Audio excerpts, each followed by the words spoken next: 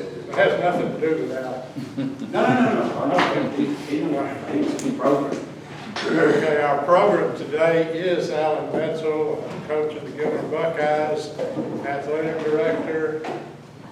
Looking forward to a very successful year. Join me in welcoming Coach Alan Metzel. Thank you, Phil. Appreciate it.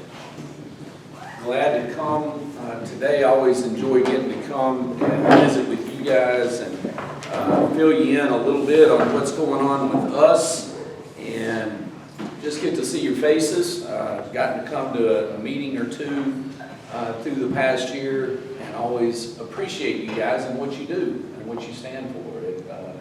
I think in our society where work ethic tends to wane, it seems like the further we go, you truly appreciate those who get it and they go to work and they put in the hours and then they spend time like you guys do, whether it's helping with the Jamboree or helping with service projects or whatever it is, recognizing people, investing into the community.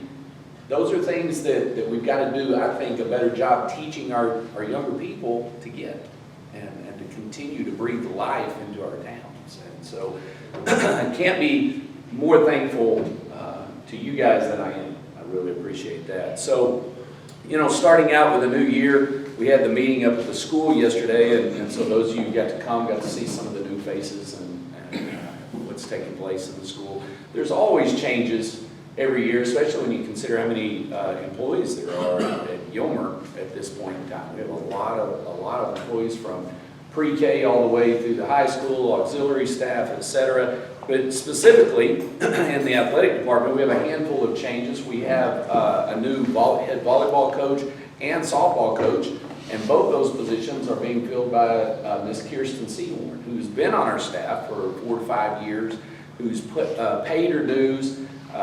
She was the assistant head coach in volleyball, and when the Harris family moved, we promoted her to take over the head job. Well, then in softball, she's also the assistant head softball coach. And the Barton family, you had Josh took the principal's job in Gunner. And so he and Heather moved, and it was just a natural move for Kirsten to take over that one. And she's got room in between basketball to I made sure, talk to her. She said, no, I'm good. I'll have time to be able to get prepared. We're excited about her and her work ethic. She's an extremely hard worker. She's one of those people that's, if you haven't met her, it's because she is not somebody who feels like she needs the limelight. She just works. She's kind of a throwback. And her mom, Sherry, is a Gilmer grad and has been the head softball coach out at Harmony for years. And so it's just in her blood. She played softball in college, Kirsten did. To replace Kirsten's assistant position, we hired Rebecca Rogers. She's been at Van ISD for 2 years prior.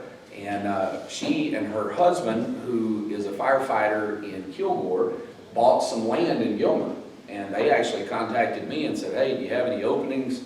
It was a perfect fit. And I talked to the AD at Van. He said, Coach, you guys are getting a good one. We're losing this young lady. It's just a matter of they're moving. And so we really benefited there. And then we hired Jacob Dodd's wife, Mallory, who played college softball. And she's going to be, she'll be actually helping our softball and volleyball. She played, I think, in she played in Northeast Texas and then maybe in Southern Arkansas, if I'm not mistaken, Hallsville grad. And so that's in our girls' side of the program. Then on our guys' side, we had some shuffling as well. All good things, good reasons. Brandon Bear Williams, who's been with us for quite some time, he moved over into this police force or protective services that we're doing now as we're heightening our awareness of security at the school system. He's a former deputy and was getting his degree in, I guess it was criminal justice administration, that's the kind of thing. So he moved over into that field, and so we went and hired Spring Hill's head coach, Weston Griffiths, who is an offensive line guy. He was Kurt Traylor's head O-line guy at Tyler Lee back several years ago before it became Legacy. And also coached with Brody Lipsy at Pittsburgh and coached with Olin Johnson at Troop. So we had some connections there with Coach Griffiths. So that was a big win for us to be able to get somebody of his caliber.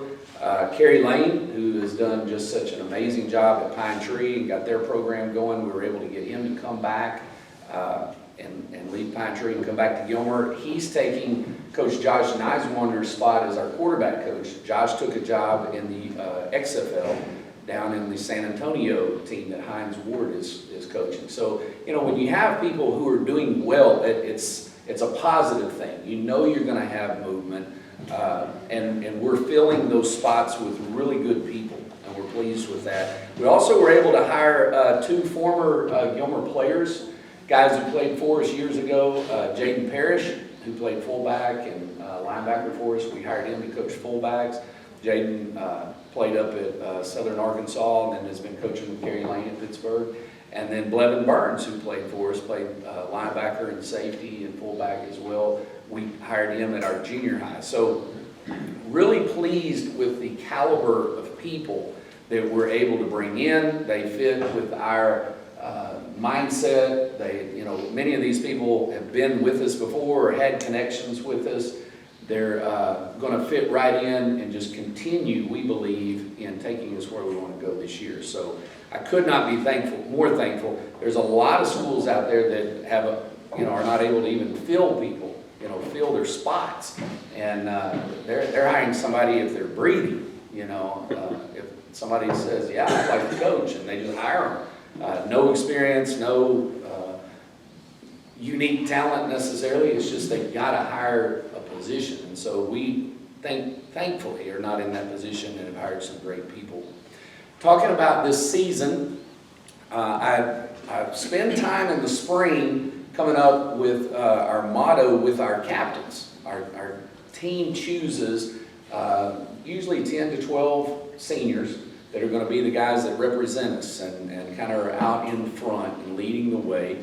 And these guys, we spend weeks working on this, and I try and give them as much ownership in this as I can, where I'm letting them pick what they want, because you want this to be a player-led team as opposed to a coach-led team. And so we just kept whittling it down, and it was taking a while. It took till like last week before we finally got them to finalize it, but they've come up with War Ready. And I like it, and one of the things that I make them do in this process is I say, okay, why?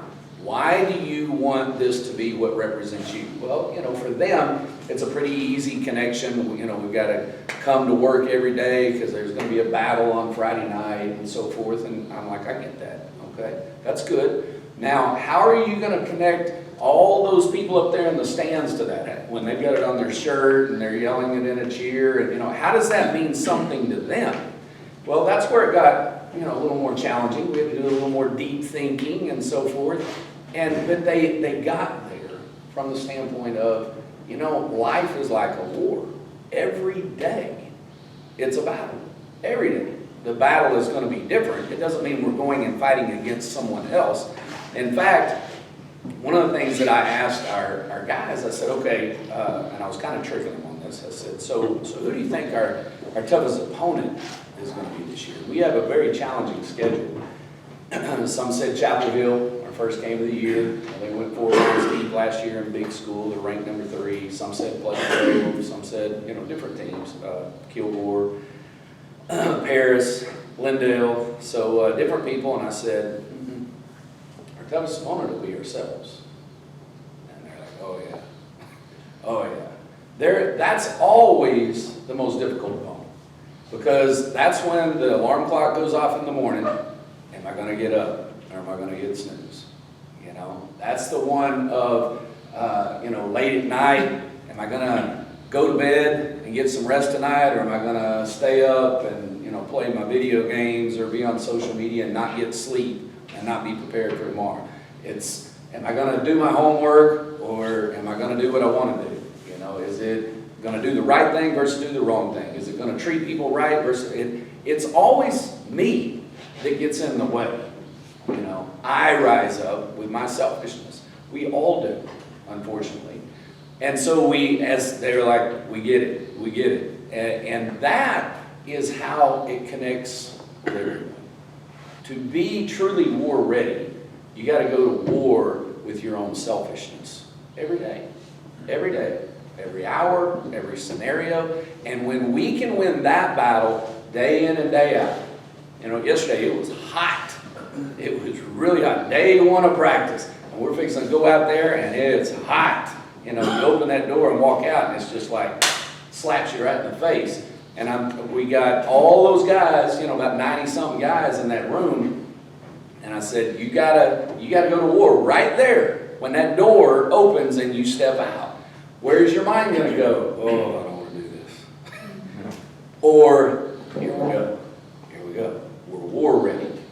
We're gonna go attack this thing. We're gonna go be great right now, before there's people in the stands, etc. And so we're working on it. So anytime you see any of our players, ask them, why did you pick war ready? Make them tell you, because it's good. It's good for them to have to articulate that and make sure that it's not just about them, it's a community. And I think this is something that we can all buy into and believe that there's something to that. So I wanted to present that to you. Just letting you know some of the details. We've got like 4 returning offensive starters, which means that we've got some youth there. Now we have some good players. Rowan Fluellen, who's a returning All-State player. Ashton Haynes, returning All-State player. Those are 2 really good ones. Lucas Cano's up on the offensive line. Kendall Jackson's been a starter at our fullback. So we've got some really good ones. But we've got about 7 positions where guys who haven't started are going to have to take that step up. Now, we feel like they're ready, and you're about to get to learn their names, and you're going to get to go, oh yeah, they're going to be just fine, because that guy that we didn't know his name, he is pretty good. That's part of the training ground. And so we've got 4 returning on offense. We've got 6 returners on defense. Like I said, we've got guys that have played in state championships, but they weren't necessarily the starter. They were working their way to this point. So we feel good about the group that is coming in. We feel like we're going to be talented. We've got a quarterback. It's Brandon Tennyson's little brother, Caden, who started on the varsity last year on the defense, who we've been grooming to get ready for this time. Now, he's a 10th grader, and we're going to have to scale things back and so that he doesn't feel overwhelmed, and make sure we're spreading the pressure on some of the older guys. But very talented young man, very talented, and we expect big things from him. So encourage him every chance you get when you see him out there. Tell him, hey, keep plugging. It's lean on your teammates.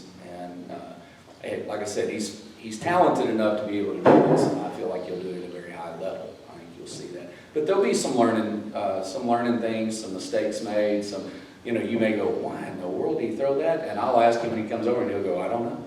I don't know. That's part of it. And, a lot of guys at that age, they're playing on Thursday and not moving quite as fast. And, you're playing at a high level against some of the teams we're playing at. It looks like there's about 18 defenders over there instead of 11. So that's part of the growth process.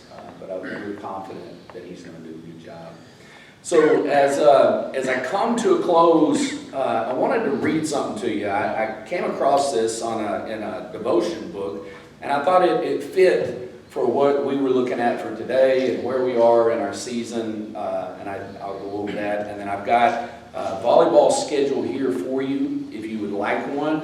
And then also, before I read this, I'll show you, we've got our Buckeye cards have come in, which have the schedule on them for the season. They're $10, and then they have a bunch of things on the back and on the front that get you discounts and so forth. If you'd like to get one of those, then please don't hesitate to let me know. Let me read you this. I think you'll enjoy this. It says, I would drag myself out of bed each morning and get dressed with feelings of dread. I knew what was facing me because I had been through it before. I would arrive in the locker room where the lingering smell of yesterday's sweat mixed with that of ointment we were rubbing on yesterday's bruises, along with several other smells that you can't identify. As we slowly put on our equipment, our desire to be there mixed with our knowledge of the hardship that was before us. On the field, under the blazing sun, and after their series of grueling drills, you wanted to vomit. Sorry about that, but it's true. To have just a moment to breathe or to walk off the field and quit altogether. Night was taken up with with ingesting huge amounts of food, taking a scalding hot bath, and getting to bed early. Morning came quickly, and the routine started all over again. This was the daily routine of the 2-a-day summer football practices. It was grueling but amazingly efficient way of preparing us for the season to come. It really did separate the men from the boys. It taught us to work through pain. It taught us the importance of getting each play right. It taught us how to work together and the importance of following the commands of the coach. And most of all, it whipped our bodies into shape. At the end of the summer, you weren't as breathless as before, and you couldn't remember the last time you wanted to vomit in the middle of practice. Those 2-a-day practices were hard, but they were for our good. And they weren't our destination, but a preparation for the destination of the football season that was to come. Yes, your life is hard now. You're being called to do difficult things under the heat of sun in this world. You're called to say no to feelings of discouragement and desire to quit. You're called to persevere doing the same good things over and over again until they become second nature to you. You're called to work with others who are going through the same hardship, and you're called to submit to the wise commands of God. You will face hardship tomorrow and the day to follow, but your hardship will not last forever. Yes, there will be moments of comfort along the way, times of rest, healing, and retreat, but they will be followed by more hardship. You must face these repeated hardships because the place where you are is not your destination. No, it's a place of preparation for the final destination that is to come. Preparation is hard, but you and I aren't ready, so we need to be made ready for the final place that will be our home. Today, thank God that He has a home waiting for you, that He loves you enough to use hardship to make you ready for your welcome to your final home. Your preparation won't last forever, but your destination will have no end. I thought that was pretty good. Pretty good analogy. With that, before I go sit down, anybody have any questions about the season, the schedule? Yes, sir. I have one. Yes, sir. I remember Jeff was talking about that where y'all, area coaches all get together and they try to figure out who wants to play who, in preseason and all that. Right. He said he was having a hard time getting that. Very. That's why we only have 9 games. Yeah, that's it. You're still having the same problem. Oh, no play doubt. Gilmer. No doubt. Yeah, it's very, that's why our first 4 games are all Division 4 big school who are all ranked. It's tough. It is tough. But I'd rather have that problem than when you're everybody else's home game. And I've been on this before too. So, and they're like, oh yeah, we'll play you. So yes, it is challenging. This past February was one of those years. We do it every 2 years. And so it gets tough. And we tried. We looked all over everywhere. Private schools, Arkansas, Oklahoma. We looked all over and just couldn't fit for the 1 week we needed it. So we'll have 9 games this year in the regular season, which is a little bit abnormal. How many home games? 4 this year, 5 away and 4 home. Any other? Yes, sir, Steve. Well, last week, at our briefing on regulations and so forth, are the high school games, do y'all have instant replay like there? Only at the state championship level. But you do have it there. We did have it there. I think maybe they did it at, if I'm not mistaken, they may have done it in our Salina game. It has to do with how many cameras there are and do they have the people available up in the booth and so forth. But that's, you're talking only probably round 5. That's a stretch, but in the state championship game they do. That's correct. Yes, Tim. Will the games be televised this year? The plan is to be streamed, just like we've been doing the past several years. That's gone very well. I haven't seen that it's affected our attendance. We're still putting people in the stands, so I think that we'll continue on in that mode. It's been kind of neat. My brother is in the military. He just got back from Japan, he and his wife, and so they got to keep up with our teams, you know, all the way over in Japan. So that was kind of cool to have that ability. Yes? When I played, especially when I went to University of Houston, freshman, August and whatnot, the linemen really had it rough with mosquitoes and 100% humidity and 100-degree temperatures. Oh, no doubt. They were calling on our one Indian member, Beaver, to do the rain dance. Please. Man, we don't do that sort of thing. You know, we had a football camp a week ago. I think it may have been the camp before that I'm thinking of, but whichever. One of the camps, our trainer puts out the water for the camps, and so he's constantly going in there getting these jugs and bringing out. In one night, he put out 290 gallons of water in one night for all there was 100 and something kids. Yeah. 290 gallons. So when people say, "Do you keep water?" Yeah, we do. That poor guy, man, he never stopped. He's bringing that cart out all night long. So, and they're guzzling it down. So it's not like the old days, you know, where in 20 minutes we'll give you a sip. You know, we're constantly sending them over there. And getting the summer programs have evolved so much more now. It used to be the coaches couldn't get with, that was a rule. You couldn't train them. I don't really understand what the deal was there. But they've changed that now. And so we get to work with them all summer.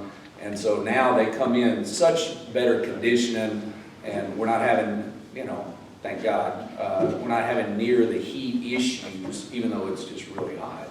But one, they're in better condition. Two, we have plenty of water and so forth. We have trainers that are there watching people. So that's a good thing. Anybody else? You mentioned Saturday. Thank you. Beat the Buckeyes this Saturday. The program starts at 7 at the football field. I believe the credit union here in Gilmer is bringing some food trucks up that they'll put in the south parking lot in case you want to get something to eat. You can do that and just make it kind of a festive time for the city. I think Dr. Hunter Taylor is going to come and set up a area to sell his books. If you draw the line, if you'd like to go over and see him and get one of those. So it should be a good event to kick off the year, as always. All right. Well, thank you guys. And like I said, if you want one of the Buckeye cards, let me know or holler at one of our kiddos. They'll help you out. Thank you guys. Always a pleasure to get to come and visit with you.